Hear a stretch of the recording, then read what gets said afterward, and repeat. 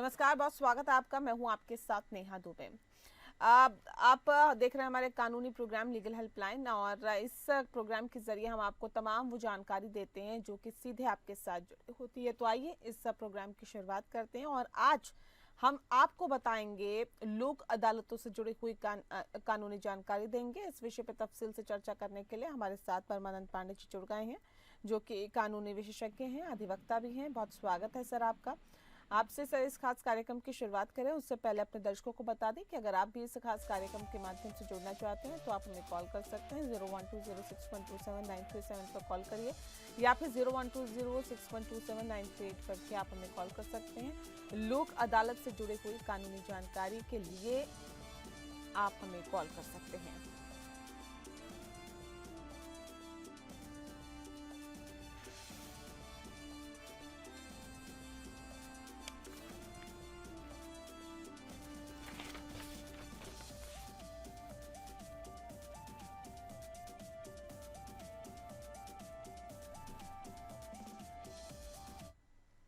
Sir, पहला और अहम सवाल आपसे, लोक अदालतें क्या होती है और इसकी स्थापना क्यों की गई थी सर?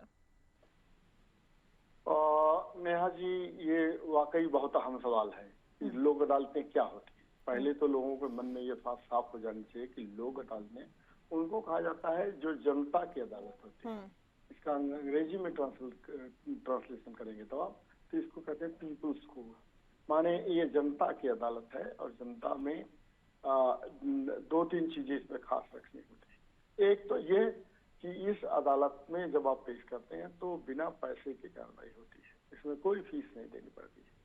दूसरी सबसे बड़ी चीज ये है कि ये इस अदालत का दिया हुआ फैसला कहीं पर अपील नहीं हो सकती। आपको ये इस चीज को ध्यान में रखना होगा कि जो फैसला इस न्याय लोक अदालत ने दिया है उसकी कहीं आप अपील नहीं कर सकते हैं। तो ये तो इसका तीसरी चीज महत्वपूर्ण यह है कि इसमें हर तरह के मुकदमे लाए जा सकते हैं, केवल वही नहीं जो गंभीर क्रिमिनल मैटर्स होते हैं, माने जो गंभीर रूप से आपराधिक मामले होते हैं, उनको आप लोक अदालत में नहीं ले आ सकते हैं।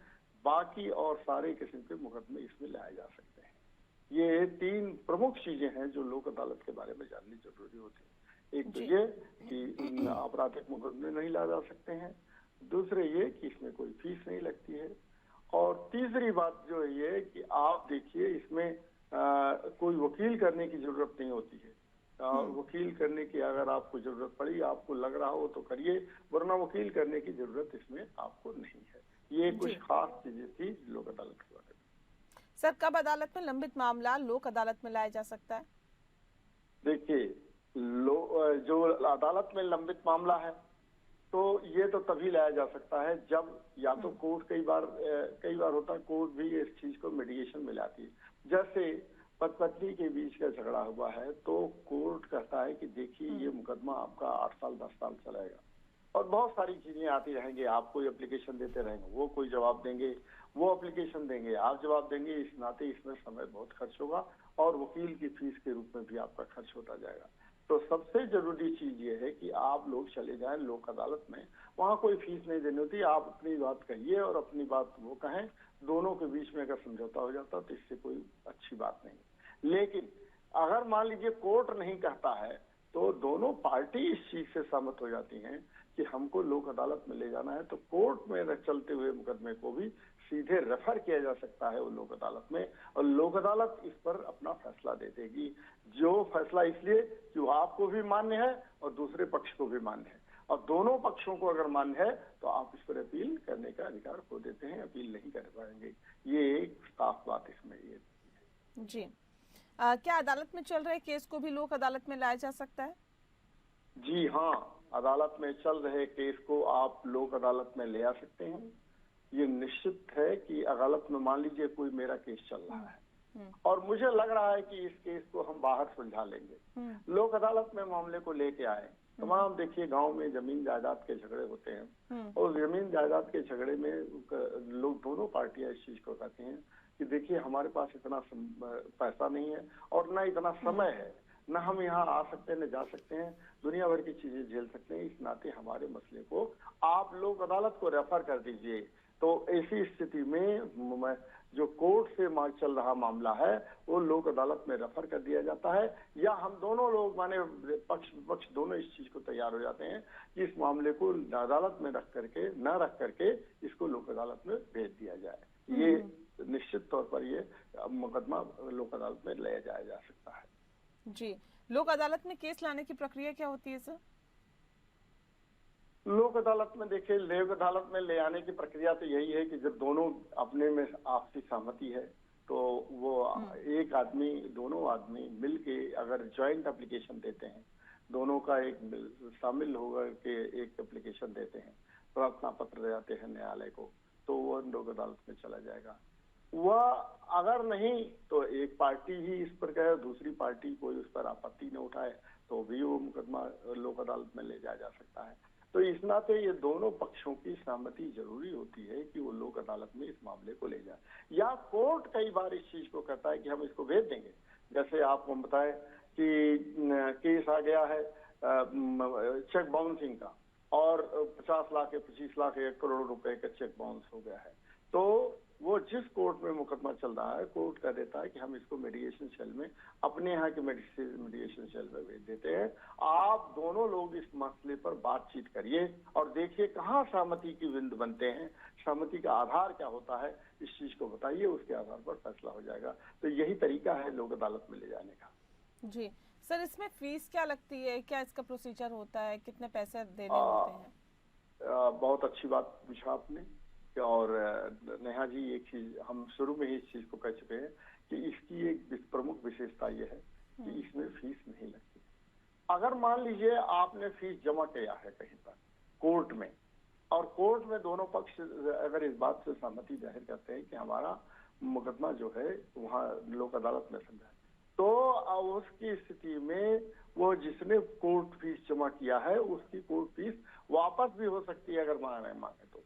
कि हमको मान लीजिए हमने 10,000 या 5,000 या 2,000 या 4,000 रुपया कोर्ट फीस जमा किया है, और अगर इसके हमारे पक्ष में हो जाता है या किसी दूसरे के पक्ष में हो जाता है तो हम उस पैसे को वापस ले सकते हैं। इस नाते इसमें यह बात एकदम साफ है, इसमें कहीं कोई गुंजाइश नहीं है भ्रम की कि इसमें कोई फीस लगती है। इसकी कोई फीस नहीं लगती है, कोई कोर्ट फीस नहीं लगती है। जी, क्या अपने केस के लिए क्या वकील को हायर करने की जरूरत होती है? ये भी आप देखिए, अच्छी बात है कि कोर्ट में क्या होता है कि आपको वकील है ना, तो आमतौर पर देखिए वकील का तो कहा जाता है कि उसका एक एथिकल वैल्यू होती है, वो नैतिक रूप से, लेकिन वकील मामले को उलझा देते हैं, कई चीजें ऐसी जोड़ देते हैं जो उनको नहीं जोड़ना चाहिए, और उससे मुकदमे उलझ जाते हैं। तो ये तो आप ये बताइए, देखिए मान लीजिए हमारे और किसी दूसरे के बीच में मुकदमा चल रहा है, तो कुछ ऐसी बातें जोड़ दी जाएंगी जो उससे सच्चाई से बहुत दूर होंगी, या जो विरोधी पक्ष का वकील होगा वो भी ऐसी कई बातें जोड़ देगा जो कि सही नहीं होती है। तो इस नाते लोक अदालत, ये जन अदालत है ना, ये जनता पीपुल्स कोर्ट है, इस नाते इसमें वकील की कोई जरूरत नहीं होती है और आप इसमें तय कर सकते हैं। आप देखिए कई बार पंचायतें क्या होती थी, पंचायतों में ये होता था कि दोनों पक्ष के लोग बैठते थे, और दोनों पक्षों के लोग बैठने के बाद वो इस चीज को जानते हुए भी कि आप अपना पक्ष कहिए, वो अपना पक्ष कहे, दोनों को अपने पक्ष प्रस्तुत करने के बाद ग्राम पंचायतें जो है उस पर फैसला देती थी। और आपने मुंशी प्रेमचंद की वो कहानी पढ़ी होगी कि वो व्यक्ति वो जो बैठता है वो कहता है कि नहीं, आज हम किसी के साथ पक्षपात नहीं करेंगे, चाहे हमारी कितनी भी मित्रता क्यों न हो, क्योंकि हम न्याय की कुर्सी पर बैठे हुए हैं, न्याय की जगह पर बैठे हुए हैं। इस नाते आपको ये बता दें कि इस ऐसे मामले में आपको अपना पक्ष खुद प्रस्तुत करने की जरूरत होती है। अगर मान लीजिए कहीं बहुत ऐसी जरूरत पेचीदगी आ गई तो वकील भी कर सकते हैं, अन्यथा वकील की कोई जरूरत नहीं। जी, क्या सर क्रिमिनल केसेस भी लोक अदालतों में लाए जा सकते हैं, आपराधिक मामले भी लाए जा सकते हैं? देखिए नेहा जी, आपने बहुत बढ़िया सवाल उठाया है कि क्या आपराधिक मामले भी ले आए जा सकते हैं। मेरा इस मामले में ये कहना है कि जो हम लोगों को बताया गया है, जो हम जानते हैं, जो करते हैं आए दिन, उसमें आपराधिक मामले दो तरह के होते हैं। एक संज्ञेय अपराध होता है और एक बिना, जो संज्ञेय अपराध माने जिसको पुलिस कॉग्निजेंस ले लेती है बिना किसी कंप्लेंट के, और एक ऐसा होता है कि कंप्लेंट के बाद कॉग्निजेंस लिया जाता है। तो वैसे मुकदमे जो जैसे स्टेट के प्रति कई मुकदमे ऐसे होते हैं ना कि जब मुकदमा होता है, किसी का मर्डर किसी को हो जाता है, किसी बच्ची के साथ बलात्कार हो जाता है कोई ढंग के, तो ये मामला आपराधिक तो है लेकिन ये बहुत ही गंभीर आपराधिक मामले हैं, ये छोटे मोटे मामले नहीं है। लेकिन अगर साधारण किस्म के मामले, किसी से मारपीट हो गई, कोई झगड़ा झंझट हो गया और वो उसको लेकर के केस चल रहा है, तो दोनों पार्टियां बैठ करके अपने में समझौता कर सकती हैं। ऐसे मामले को लोक अदालत में निश्चित तौर पर ले जाया जा सकता है। लेकिन मान लीजिए कोई एक ऐसा अपराधी प्रवृत्ति का व्यक्ति है जिसने लूटपाट की हो, हत्या की हो, किसी के साथ बलात्कार किया हो, तो ये मामला बहुत ही गंभीर हो जाता है। इस मामले में लोक अदालत का कोई अधिकार नहीं है कि उस पर कुछ कार्रवाई कर सके। ना तो इस मामले को लोक अदालत में सुनवाई की जा सकती है, न कराई जा सकती है। इसलिए ये मान के चलिए कि आपराधिक मामले निश्चित तौर पर जा सकते हैं, लेकिन वही मामले जा सकते हैं जो बहुत पेटी ऑफेंसेस हों, बहुत छोटे मोटे किस्म के अपराध वाले मामले हों, वही अदालत में ले जाया जा सकता है। सर ये बताइए कि लोक अदालतों की शक्तियां क्या होती है, क्या पावर्स रहती हैं इनके पास? देखिए, लोक अदालत की शक्तियों के बारे में जहां तक आपने बात किया, तो देखिए लोक अदालत में खास तौर पर ये बात है कि लोक अदालत का दिया हुआ फैसला वह ऐसा होता है कि उस पर आप कोई अपील नहीं कर सकते। जैसे मान लीजिए सिविल जज ने कोई फैसला दे दिया है, तो सिविल जज ने फैसला दे दिया है तो सिविल जज के फैसले के खिलाफ हम एडीजे के यहाँ जा सकते हैं, और एडीजे ने कोई फैसला दे दिया हम हाई कोर्ट में जा सकते हैं, हाई कोर्ट ने भी फैसला दे दिया है तो हम सुप्रीम कोर्ट में जा सकते हैं। ये तो एक सीढ़ियां हुई जो।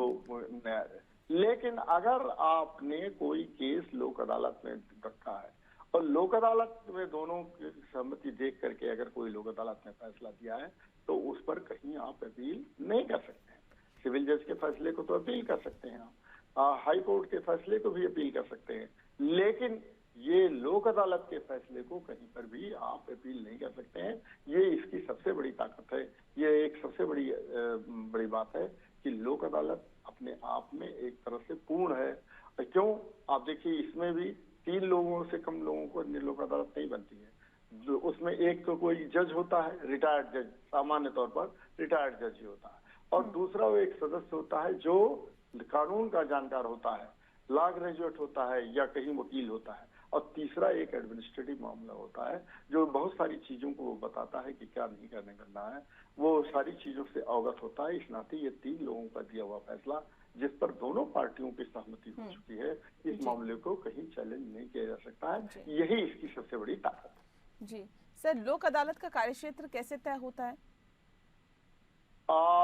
लोक अदालत का कार्यक्षेत्र तो देखिए 2 तरह के कार्यक्षेत्र में 2 चीजें होती है। एक तो आपको एरिया का जुरिसडिक्शन होता है।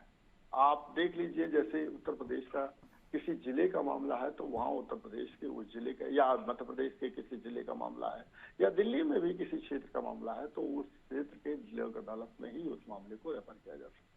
दूसरा इसका कार्यक्षेत्र देखने का ये तरीका होता है कि सामान्य तौर पर कि 10 लाख से ऊपर हो सकता है, सीमा तो अभी नहीं हमको मालूम है, बढ़ा दिया, लेकिन पिक्यूनियरी जुरिसडिक्शन उसको कहते हैं, आर्थिक रूप से एक जुरिसडिक्शन है।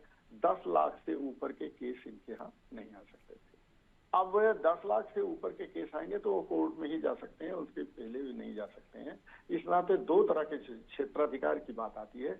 एक तो पिक्यूनियरी जुरिसडिक्शन की बात होती है जिसमें आर्थिक आधार पर इसको तय किया जाता है, एक उसका क्षेत्र का अधिकार होता है। क्षेत्र देखा जाते हैं कि किस एरिया में वो आता है और कहाँ पर हम इसको फैसले केस को ले जा सकते हैं। तो 2 तरह से इसका क्षेत्राधिकार तय किया जाता है। यही इसका तरीका है। जी बिल्कुल। सर ये बताइए कि क्या लोक अदालत सजा सुना सकती है? लोक अदालत का सजा सुना सकती है क्या? सजा नहीं। एक तो आपने बहुत बड़ी बात कह दी, सजा नहीं सुना सकते हैं। लोक अदालत को कोई अधिकार नहीं है कि वो सजा सुना दे। लोक अदालत दोनों पक्षों के बीच की सहमति के आधार पर लोग उसको तय करते हैं। 3 सदस्यीय कमेटी होती है जिसमें एक रिटायर्ड जज या सर्विंग जज ही उसका चेयरमैन होता है, लेकिन इसको सजा सुनाने का अधिकार नहीं होता। सजा इतनी साधारण चीज नहीं है। सजा सुनाने के लिए आपको कोर्ट में जाना पड़ेगा और कोर्ट इस चीज को गवाही लेता है फिर क्रॉस एग्जामिनेशन माने जिरा होती है, फिर उस पर बहस होती है, फिर कोर्ट उसको तय करता है कि क्या इसका अपराध है कोई कि या नहीं है।